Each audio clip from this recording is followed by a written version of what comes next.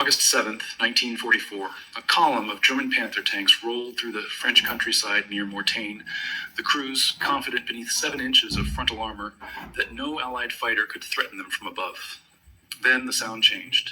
That low, throaty growl of a Pratt & Whitney R2800 engine, 2,000 horsepower of American engineering screaming at full throttle, came in at 400 miles per hour from the tree line. Within 90 seconds, 4 Panthers were burning. The pilot never dropped a bomb. He hadn't fired a single rocket. He had used something the Germans never expected, a technique improvised in the field by American pilots who turned a lumbering, overweight fighter into the most feared ground attack aircraft in the European theater. The P-47 Thunderbolt weighed 17 to 500 pounds fully loaded. Critics called it a flying bathtub. They were right about the weight. They were completely wrong about what that weight could do. The Thunderbolt's reputation in 1942 was, to put it generously, complicated. When Republic Aviation delivered the first production models, the numbers looked brutal on paper. Empty weight of 10,000 pounds. A massive 18-cylinder radial engine so large that the cockpit sat directly atop it, giving pilots the sensation of flying inside a truck engine. The Focke-Wulf 190, its primary German adversary, weighed just 6,393 pounds empty. German pilots who first encountered the P-47 dismissed it as ungainly.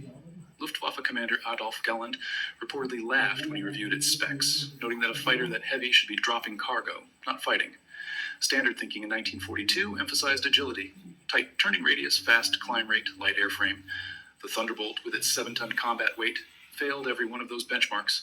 It couldn't outturn a Spitfire. It couldn't climb with a 109. On paper, this shouldn't have worked at all. The secret was in what that massive airframe could absorb and what that monstrous engine could do at altitude. The R2800 Double Wasp produced 2,000 horsepower at 27,000 feet, a performance ceiling that virtually no German propeller aircraft could match at that altitude in 1943. Pilots discovered the aircraft's essential truth not in a test report, but in their first real combat. Dive at 400 miles per hour, which the Thunderbolt's weight enabled through pure physics, and no German fighter could follow you down.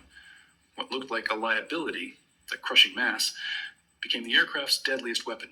Every pound of steel was converted kinetic energy in a dive. The P-47 could accelerate in a descent that simply wasn't achievable for lighter aircraft. Pilots called it going to the bank, climbing high, trading altitude for speed, and arriving at the target with more velocity than any interceptor could generate. The Thunderbolt wasn't slow, it was patient. What actually mattered, though, wasn't revealed until the summer of 1944, when the Allied breakout from Normandy transformed the strategic situation overnight. German armor was moving in daylight, roads were clogged with panzers and half-tracks, and the question shifted immediately. How do you kill a tank from the air? The conventional answer was either level bombing, wildly inaccurate against moving vehicles, or dive bombing with dedicated aircraft. P-47 pilots in the Nanyang Tactical Air Command, under the command of General Elwood Pete Quesada, came up with a different answer. They developed what they called skip bombing, combined with a specific strafing technique that exploited the Thunderbolt's 8 and 50 caliber M2 Browning machine guns. Each gun fired 850 rounds per minute. 8 guns delivered 6,800 rounds per minute of armor-piercing incendiary ammunition at a muzzle velocity of 2,910 feet per second. The trick wasn't the weapons, it was the angle. Standard strafing doctrine said to attack at a shallow angle, 10 to 15 degrees, for maximum time on target. Critics argued this maximized the hit zone. They were right about coverage, but wrong about penetration. At 15 degrees, a 50 caliber round skipped off the sloped deck armor of a Panzer IV, or Panther, the way a stone skips off a lake. The armor-piercing round needed a steeper impact angle to bite. American pilots, through trial, error, and examination of wrecked tanks, worked out the exact solution. Attack at 30 to 45 degrees, diving at 350 miles per hour minimum, aiming not at the front of the tank, but at the rear deck where engine grills were thinnest, typically 25 mm of armor compared to the 80 mm frontally. The rear deck ran hot. One armor-piercing incendiary round through the engine compartment's ventilation grill meant fire. Fire meant dead tank. A single firing pass of approximately 2 seconds from 8 guns delivered roughly 226 rounds into a 15-foot target area. The math was merciless. The proof came at Falaise in August 1944 during the destruction of the German 7th Army. Between August the 12th and August 21st, P-47s of the Nanyang Tactical Air Command flew over 12,000 sorties over what became known as the Falaise Pocket. A German force of approximately 100,000 troops and over 2,000 armored vehicles attempted to escape encirclement. Allied after-action reports, later corroborated by German records, documented the destruction of 220 tanks, 160 self-propelled guns, 700 artillery pieces. and over 5,000 vehicles of all types. A German officer captured during the breakout attempt, Oberstleutnant Hans von Luck of the 21st Panzer Division, later wrote in his memoirs that the terror of Allied air attack had fundamentally changed how German armor could be employed. Specifically, that tanks could no longer move freely during daylight hours. His troops began calling P-47s Jabos, short for jog bomber, fighter bomber, with a dread usually reserved for artillery. These weren't aircraft they feared. They were mobile death sentences. The technique worked because of something deeper than angle of attack. This wasn't accidental.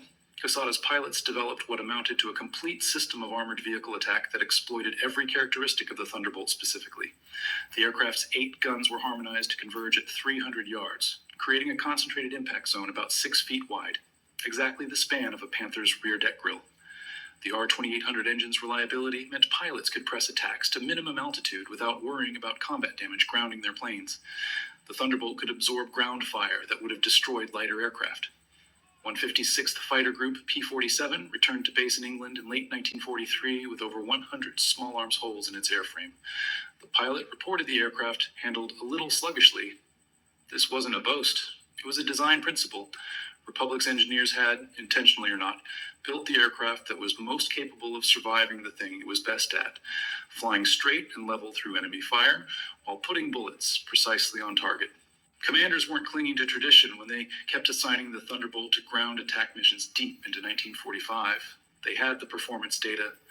By the end of the European campaign, P-47 pilots had destroyed an officially credited 9,000 locomotives, 6,000 armored vehicles, and 68,000 railway cars. No other Allied aircraft in the European theater came close to those numbers in the ground attack role.